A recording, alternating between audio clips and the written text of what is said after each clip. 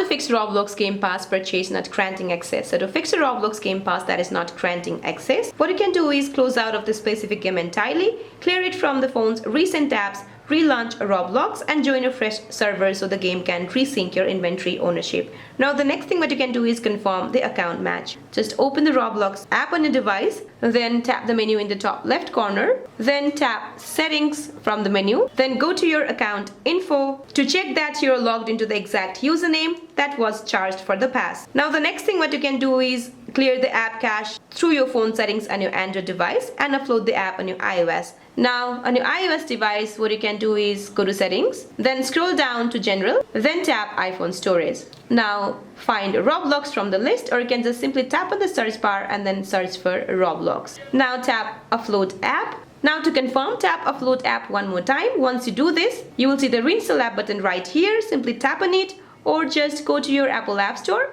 find the Roblox app and then reinstall it from there to flush out corrupted temporary files. So that's it for this video, guys. I hope this video is helpful. Please don't forget to like and subscribe. See you in my next one.